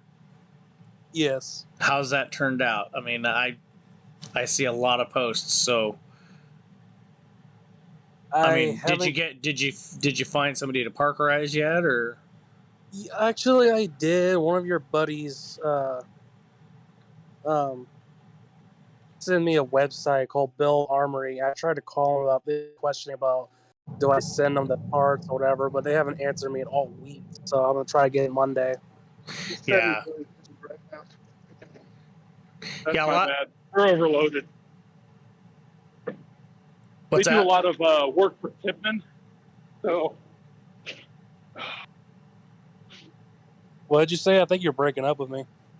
sorry. Well, I am, but not like that. They said they've been really busy lately. They do a lot of work for Tipman. So that's new, I guess. Okay. Yeah, a lot of the like specialty things like that. A lot of times you just gotta be patient with it, especially you know, those of you out there listening. The like, let's just say you have a kit that you want to be built. Now, a lot of us in here, we build our own. We don't outsource, but a lot of us do outsource for finishing, and a lot of times we got to have it snuck in between batches of something else when somebody's doing something for a company. And a lot of times they're so busy because they're such a small outfit that it's hard for them to get back to you. But yeah, be patient. People will get back to you. In my experience, especially in the AK community, and the firearms community, the building community, people do eventually get back to you. Oh yeah, definitely. I'm glad to know that too, because I was beginning to wonder how come they haven't called back all week. Yeah, and it's I couldn't even get a hold of them. Yeah, I mean that's like a lot of people think I'm some giant YouTuber and I don't have time for anybody, and it's like Sergeant Malice, when you were starting to email me and leave comments on my videos and stuff, I try to reach out to everybody, and some people do get missed because I get a lot of emails. And oh no, it's cool. I understand completely. Yeah. I'm real patient about that too. I just leave questions there and hopefully answer it when it does. I'll just Yep. comment that for everybody else. Oh yeah, and the thing is, it's like well, I've been more, leaning people to go to the Discord server, simply because if I am not available to answer it, which a lot of times, especially this time of year, I'm on the river. I'm commercial fisherman on the weekends, and I'm a utility lineman during the week, so I'm pretty booked up. So during this time of year, especially, so if I don't get back to somebody right away, it's a lot easier when like Mike J or Ninja or Scott or Kyber gets back to them for me. Yeah. Because we're trying to build a little bit of a community here, and Chest Rockwell said earlier, paraphrasing, so if I get it wrong, I'm paraphrasing. Basically this is a community that's trying to help everybody as best as we can. So that's kind of what's going on. Yeah, it's so cool and whatever. I actually, when I bought my first kit, I was still trying to get a few parts and tools, and when I saw this rare kit for that reverse dong Romanian underfolder, when I first thought about it, like, you know what? I couldn't let this slide. I'm just gonna blow $500 for it, and that's what I did. Yep. Sometimes that's what you got to do. There's other. Sorry, go ahead. I was gonna say, we'll get Warsaw out of the way as far as backstory, and then I'll go over mine, and then we'll start general chat, or we'll hop back to the general chat. Anyway, Warsaw, you want to give your little bit of backstory, and then I'll give mine, and then we'll close out the recording, and then we can speak at will. All right. So growing up, I was in middle school. All right. This is literally what the first time I ever even heard about an AK. I mean, I've seen a few action movies here and there. I mean, I didn't really pay attention about guns. So I'm here at this lunchroom, right? I'm about like 13, 14 years old. So we're basically down here. I'm with my Mexican buddies right next to me. We're talking about a whole bunch of action movies, and I told them about the M16 the United States military has always used. And they say, oh, buddy, you have seen AK? And I'm like, what's an AK? And he literally drew out this item out, and I'm like, oh, garbage gun? Like scrap gun? I'm like, no, buddy, it's reliable 8K. I'm like, I gotta look at this thing. So I'm thinking like this gun's got to be coming from Mexico or the Middle East or somewhere, and I'm like, all right, AK-47 from Mexico. All right, it's not made in Mexico. I look up AK-47 in the Middle East. There's only a few countries in the Middle East that made AKs. So I actually looked up the basic original origin, and sure enough, guess where it came from? This former Soviet Union, Mikhail Kalashnikov. And that's when I started picturing like all the origins of this rifle coming from, where like our enemies were getting hold of them.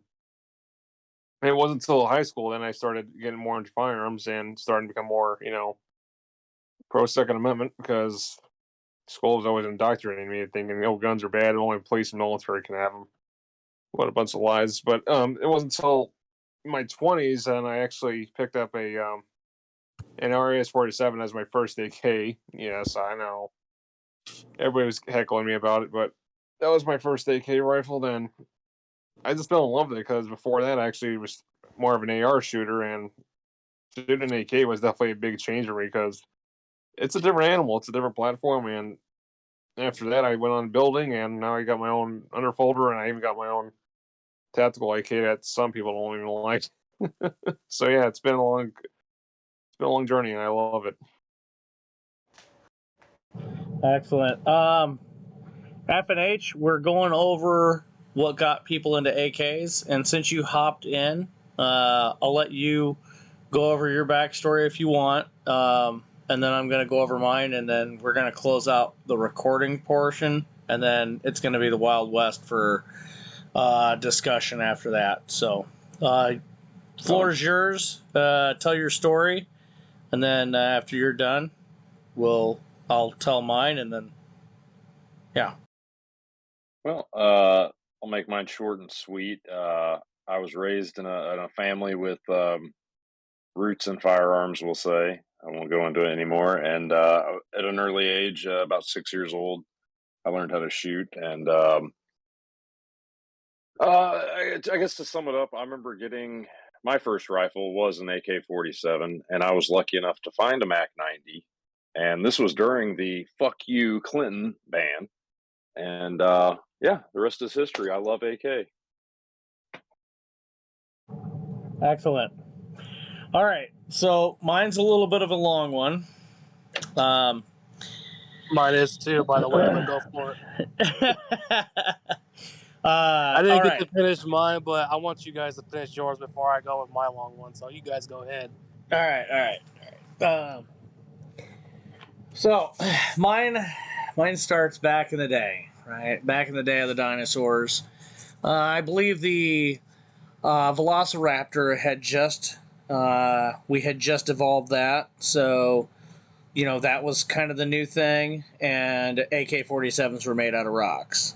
Okay, so I'm from about that old, not quite as old as dirt, like the Jim Fullers and Mark Krebs's, but I'm a little bit younger than that. But anyway. That being said, my first introduction to an AK was about 20 some years ago, and it was a Yugoslavian underfolder, and it was a kit build, and it was the nastiest looking gun I've ever seen, and it was just immediately, and I remember it just like it was yesterday. When I saw that gun, I was like, that looks like crap. But, there was something about it that just made you go, you know what? This isn't, I mean, this is put together. This is built. And, it isn't just thrown together. There aren't any screws on it. It's pressed and pinned, and there's drilling, and there's machining. The AR didn't have that. Now, I didn't go into AKs buying them. I built my first AK, and back when I was building, when I started building, we didn't have access to flats. We didn't know anything about Tapco flat wasn't a thing. It just didn't exist. And you didn't have access to rivets, and people were making their own rivets, believe it or not, out of nails. And I remember going to yeah. And I remember going to the hardware store, with people's directions that I'd found on the internet, on how to build these things. And I'm like, well, how in the heck are you just forming it? We didn't have rivet jigs. We didn't have any of these things. You had to quite literally make every tool that you were working with. That's crazy. Yeah, I was fortunate back when I was younger, that I had a machinist type bringing up. I in my high school years, I wanted to be a machinist. I wanted to also work on cars, so those were my vocational career choices. And I basically chose those career paths when I got out of high school. And I was a machinist for a little while, among other things. And when I got introduced to the AKs, I saw everything that I knew just mashed up into this gun, and I just knew that I can do that. I can put that together, and somehow I knew that there was a way to, and this is before ARs were getting built and stuff like that, and that community was even a thing. And I remember my first kit that I came across was a Romanian. It was not a Romanian G kit. It was just a regular Romanian Model 65, 63 kit, Model 63, and the stock, the foregrip, everything looked like crap. It had the forward dong, and it had an original barrel. It was just the worst looking gun you'd ever seen in your life. I still have that gun to this day.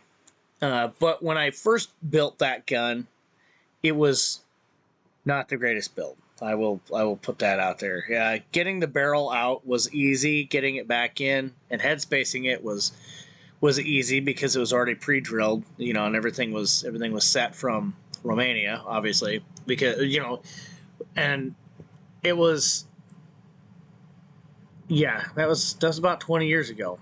And the flat that I chose to go with, you guys will know this. I chose to go with a Hyundai flat. They made about 47 million of those. Car hood. I got the measurements off of, I don't think it was a Weapons Guild, but I do remember getting the measurements for the receiver online. And I traced out the receiver and I cut it out with a Dremel because you couldn't get a receiver. And then I bent it with a vise, and it was very janky. And then I put it together with rivet nails, just how everybody else was doing it, back in the day. And then I moved on from rivet nails to screw builds, and I did a handful of those. And screw builds were all right. They held up all right. They held up way better than the nail builds. And, then rivets actually started to come onto the scene. And, I mean, you could get rivets, but they weren't the right rivets. You know what I'm saying? And, with the nail process, you had to shape your own rivet out of it. And that's not a video I'm going to make ever, because the pain in the ass of making the rivet out of a nail, you can imagine. But anyway, that being said, yeah, I mean, it's crazy how, like, you would think they would have sent the rivets with the gun kit, parts kit, and everything, but it's like, I'm gonna cut this gun to pieces. That's the law. So here you go. You guys figure it out on your own, and now you gotta figure out all these rules. It's just saying how you guys start out, man. I probably would have given up years ago. Yeah.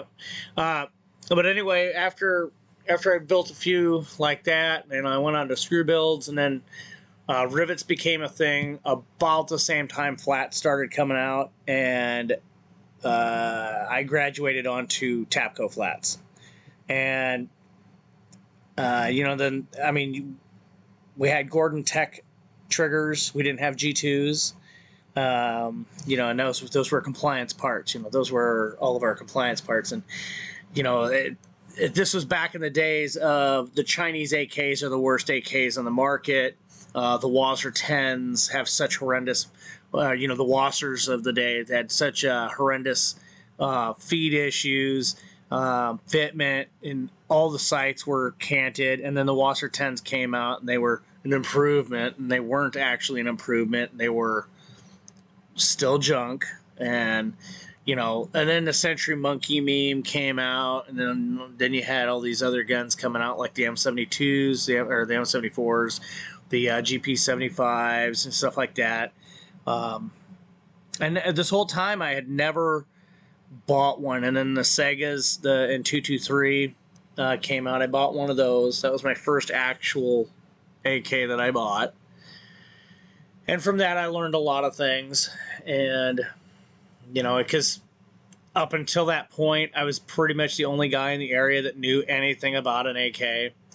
And there was another guy, I actually met him on Gunbroker, it was actually local, and he ended up having a bunch of parts, and me and him actually went on in on several parts kits buys.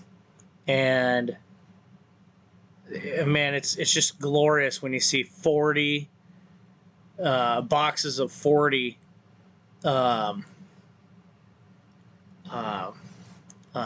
Egyptian buttstocks just sticking out, and it's all kits. You got 40 in this box, you got 40 in another box, and we'd buy them 100 at a time. It's just, oh, those were the days. You buy them for $100 and nobody'd even bat an eye. And then nowadays you can't even touch them for I don't even know what they're going for right now. $800, somewhere in there, maybe more. But I know those Chinese ones are going for about $6,000 now. Yep. It's ridiculous. I always want to get my hands on Chinese ones. Yep. But once I got to the point where I was, me and him were parting things out. We were trying to, get different kits from different countries of origin. And back then, if you had more than $350 to $400 into a rifle after it was built, you were doing something wrong.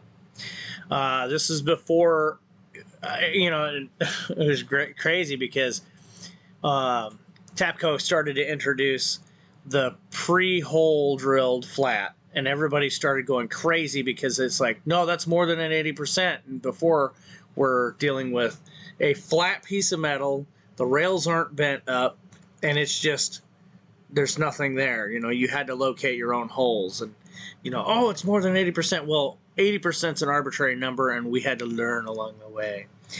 And then came along the 80% blank, and no rails installed. The mag well isn't even cut out, and it's just got a piece of paper glued to it that's got the hole locations on it, and it's so hard to get any information still at this point, and nobody was getting off of information. So what I did was, because I didn't have access to the good information when I was starting to build, so about 15 years ago I put up a video about the poor man's AK flatbender, and I built a rifle off of that jig. And basically what I did is we went to the hardware store, bought some angle iron, and built a flat bending jig. Came out pretty okay. It was the first time actually using that method because I was already onto the 555th jig, which that dates me as well. Those are old tools. But anyway, you download the measurements, and you'd have these parts machined out. You'd get machine screws, and back in the day it was a machinist game, man. Machinists were building these things. That's why the screw builds were popular, because the machinists were building these. You go on the Weapons Guild and go onto the archives and the old posts, and you'll see exactly what I'm talking about. And the early days of the AK files, back when people were starting to share information, they were barely just starting to get off of information. It was just kind of like pulling teeth, because the people that did know how to build didn't want to put themselves out there. They didn't want to say anything. About 15 years ago, I said, you know what, to heck with it. There's somebody out there that's in my position that wants to learn this. They want to get in on this. And that's why I started doing the YouTube thing. And that's when I started to start to show people and encourage people, you can do this too. You can build. You can get into this. It's really easy. You don't have to worry about anything. Just have a brain when you're putting things together.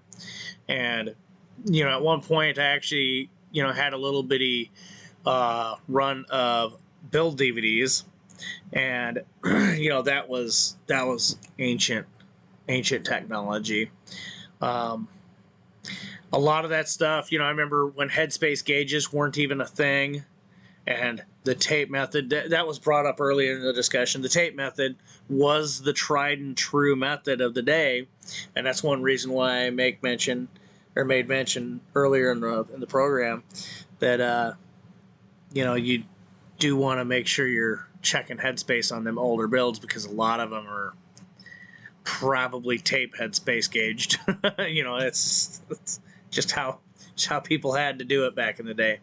But as time progressed, I developed my skills a little bit better, and by the time I was making YouTube videos, I was already doing the professional type rivet builds, where you basically had a factory quality AK, but at the same time I'm trying to show people that you can do this. You don't need these fancy tools, and people in the files were just going, "Oh no, you can't do that. That's it's impossible to do that." So I'm like, you know what? I'm just gonna. I got a piece of pipe and a point to prove and a hammer. So I built one with a bench vise, a piece of pipe, and a hammer. And obviously a drill, because I had to drill the pins. But yeah, no, I mean I was that driven by making the YouTube content to help people, and from there, and Recreator Blanks finally came out, and I got with them and started doing all my builds pretty much exclusively on their products, and they've been a good supporter of the channel for years now. And the crazy thing about that is I a lot of my older builds, which I felt were like superior to anything else, I actually ripped them apart and rebuilt them on a Recreator. And in hindsight, I probably wouldn't have done that. I probably shouldn't have done that, because a lot of my coming of age story I destroyed. It's like my washing machine build. I don't even know where that receiver is anymore. I mean, I know where it went, but I destroyed all the receivers getting them apart. But I don't know where. I mean, it's when you use things for welding practice, if things don't survive, and then you just kind of cut them up and throw them in the scrap pile, they don't survive. Yeah. It's a lot of my coming of age story is gone, because I've destroyed it and demilled it and thrown it away, I guess you could say. But and then we get to where I'm at right now. I've got probably 140 builds under my belt, and I own like 6 AKs. I wonder why some of the gunsmiths that knew how to build them all along then refused to tell anybody how they knew how to build them. Oof. I'll tell you why. Do you know why the gun community refuses to work together? No, I am not aware of that. Okay, I'll give you a little history lesson. There's a Chinese proverb that I was told once that has stuck with me ever since I heard it. The highest nail gets hit first.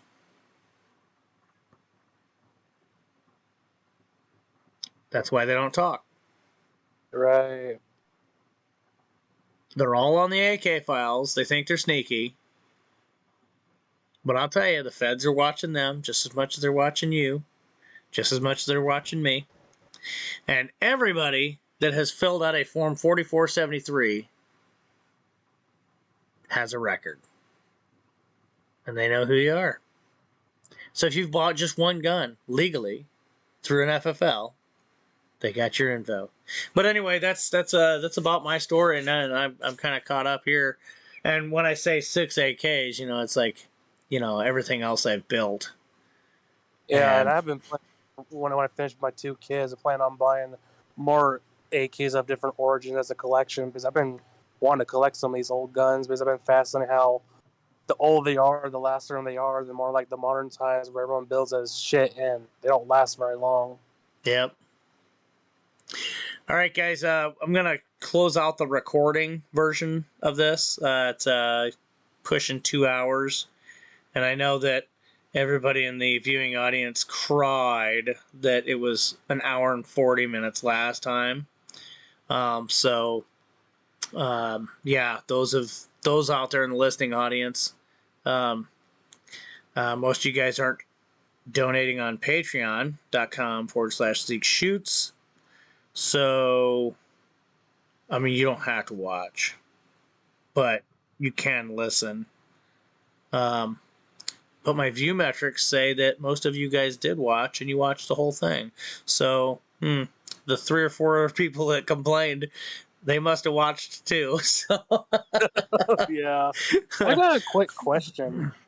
Just hang on just a second, and I'm just gonna do a little plug and then close this off. All right, guys. Thank you guys for watching. As always, if you guys want to join us in conversations like we had today, Zeke Shoots Discord server. The link is in the top of the screen here. Currently, there's 42 people online. They're commenting about, and we do have a fairly active Discord server, and the room can fill up like this in no time. Doesn't have to be a Friday. It can be any time of the week. I've seen a lot of people in this chat room before, and Mr. FNH does his due diligence to gather people randomly whenever he can. But that being said, I really appreciate everybody taking the time out of their day to listen to this broadcast, and this is more of a podcast style. That way you guys can simply just download the program and listen at your leisure. And if you guys would like to support the channel, that would be patreon.com/Zeke Shoots. I also have merch, so if you want to help the channel out that way, head over to Discord, and there is actually, I'm just going to show you where it's at so you guys aren't confused. So if you hop in here to the Discord server, and you see here on the left side where I'm scrolling down, you'll go to Channel Support, Brand Store. So you go to Channel Merch. And oh my goodness, I got my California tour stuff in, and you guys can click on it and buy stuff. Personally, my favorite is the premium stuff. That turned out really nice. And also the coffee mug, that turned out really cool. The stickers are a bit much. I probably wouldn't order a sticker. But the coffee mug's really cool. The hoodie, unbelievable. I love it. It's great. And then I have a little emo look here with my hair flipped out. You can see it here. It looks really cool. But anyway, yeah, hoodie turned out really nice. Definitely recommend people to go over there and support the channel by buying that right there. T-shirt, kind of makes my face look fat, but whatever. It is what it is. I really like it. I think I have the biggest hand in the chat right now. But yeah, it is what it is. I really like the T-shirts. I also have other T-shirts in my merch store. The link to my merch store is in there in the Zeke Shoots merch section. So if you guys would like to support the channel in that manner, you're more than welcome to do that. I've got some cool Russian style T-shirts too, and sweaters and stuff. So plenty of stuff in there for the whole gang. Anyway, guys, we're going to close this out, and I hope you guys leave a lot of good comments in the comment section. If you got a PSA 105 that you are just now, cutting your teeth on, want to hear about it in the comment section below. If you have any issues, we'd love to discuss them in the Discord server or here in the comment section. And until the next one, we have these every Friday, whether I'm here or not. Until the next one, you guys take it easy. Have a good night.